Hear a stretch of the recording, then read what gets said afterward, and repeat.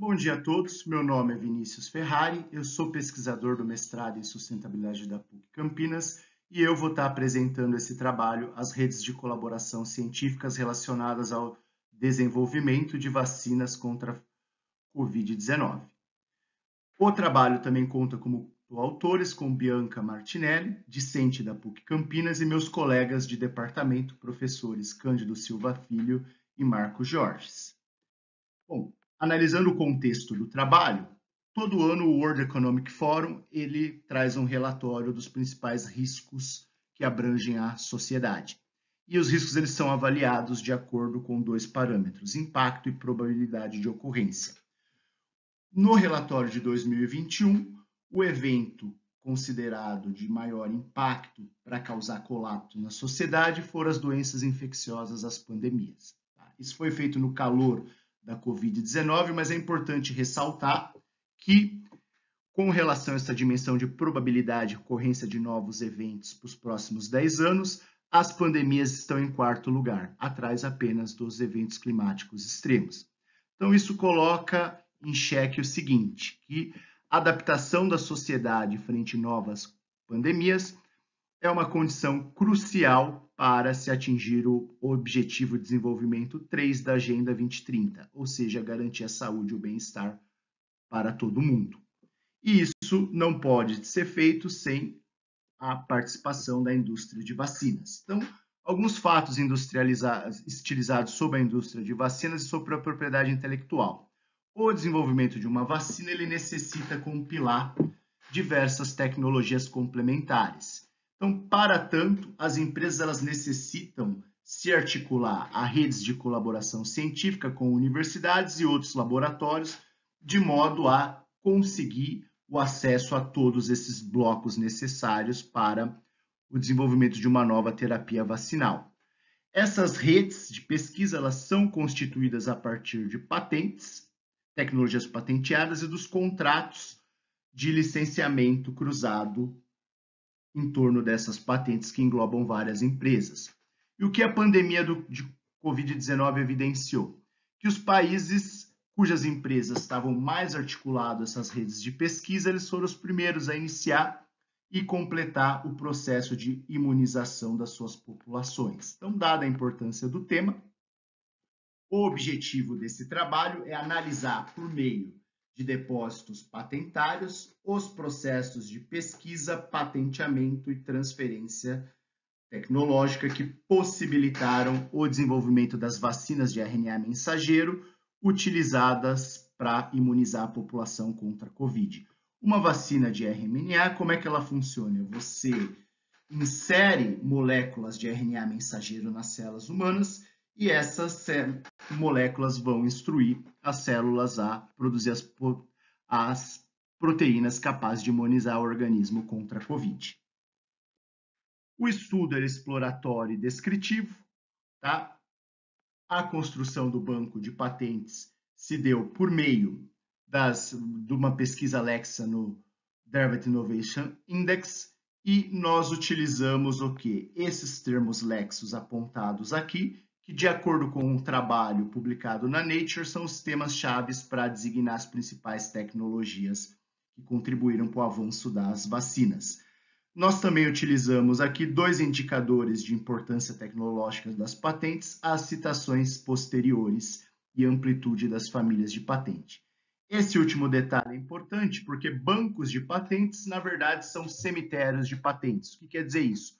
Que a imensa maioria das tecnologias patenteadas, o valor econômico e tecnológico é nulo. A taxa de mortalidade das patentes é altíssima. A própria empresa sacrifica a patente que ela julga que não deu certo aquele invento, deixando de pagar as taxas de manutenção. Então, são alguns raros documentos que, de fato, têm relevância tecnológica, que trazem um desenvolvimento tecnológico importante. E, por meio das citações posteriores, isso é um meio de você identificar essas tecnologias. As citações são feitas por patentes mais jovens são tidas como um reconhecimento da comunidade científica do êxito dessa patente. Uma outra questão, quando uma empresa estende uma patente para várias nações, isso mostra a credibilidade da empresa, que aquela tecnologia é relevante, ela deve ser comercializada em vários mercados. Com relação aos resultados, o banco de patentes ele tem 897 documentos relacionados ao período 91-2003. Durante a década de 2000 até 2018, os pedidos de patente oscilaram entre 80 e 100 pedidos por triênio. Você tem uma aceleração dos depósitos patentários durante o período da pandemia. A tabela 1 lista as patentes mais citadas, portanto de maior relevância tecnológica, e duas coisas chamam a atenção aqui, que todas essas patentes elas estão presentes em mais de uma nação, revelando a importância para os seus titulares, e um outro aspecto é a diversidade desses titulares. Nós temos diversos tipos de agentes econômicos, empresas multinacionais, universidades, empresas de base biotecnológica. Em suma, a leitura dessas patentes de alta relevância permitiu construir uma linha do tempo das aplicações terapêuticas do RNA mensageiro. Então, a descoberta do RNA mensageiro ocorreu em 1961 e a primeira patente identificada pelo estudo foi em 1991. Durante a década de 90, as patentes de maior relevância tecnológica envolveram o quê? Proposição de tratamentos para HIV e métodos diagnóstico de câncer. Nos anos 2000, o desenvolvimento de tratamentos contra vários tipos de câncer ele prossegue, tá? E as pesquisas com RNA mensageiro também deram origem a tratamento de outros tipos de doença, como doenças autoimunes, obesidades, diabetes, Parkinson e Alzheimer. O que é importante apontar que dois gargalos tecnológicos retardaram por várias décadas a utilização do RNA mensageiro na produção de vacinas. O primeiro desses gargalos diz respeito à rejeição do sistema imunológico humano frente à introdução de moléculas de RNA exógenas. E a Universidade de Pensilvânia desenvolveu algumas mutações nessas sequências de RNA que conseguiram diminuir essa rejeição.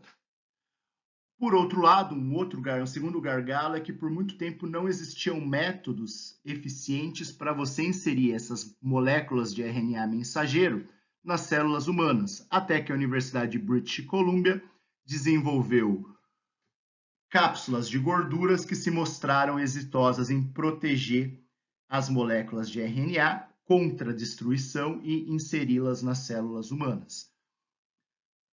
O que é importante mencionar é que essas patentes geradas no meio universitário americano foram depositadas na década de 2007 e 2016 e durante esses 10 anos você tem toda uma rede de licenciamento em torno dessas tecnologias. No final, se a gente for pegar o final do banco de patentes, no período 2017 a 2023, aproximadamente 91% das patentes receberam a classificação tecnológica D16 pelo Derwent, que envolve produção de vacinas. Entre essas patentes, nós temos uma patente da Moderna, que abrange vacinas contra a influenza, e da Biotech, que abrange vacinas contra herpes e hepatite. Durante a pandemia, essas tecnologias da Moderna e da BioNTech elas foram adaptadas de modo a utilizar as moléculas de RNA mensageiro para instruir as células humanas a produzir a proteína capaz de imunizar seres humanos contra a Covid. Bom, concluindo, então esse artigo ele contribui para desmistificar aquela áurea de prontidão da indústria de vacinas durante a pandemia da Covid-19. O que nós observamos foram várias décadas de pesquisa envolvendo o RNA mensageiro que antecederam o surgimento daquelas vacinas. Uma outra questão importante é saber que essas tecnologias elas foram gestadas no meio universitário norte-americano e depois elas foram licenciadas para os laboratórios maiores desenvolverem as fases finais de desenvolvimento da vacina e testagem. Então, isso mostra o quê? O sucesso das redes de propriedade intelectual em gerar inovações tecnológicas no campus da epidemiologia. Esses foram os artigos citados na apresentação. Muito obrigado.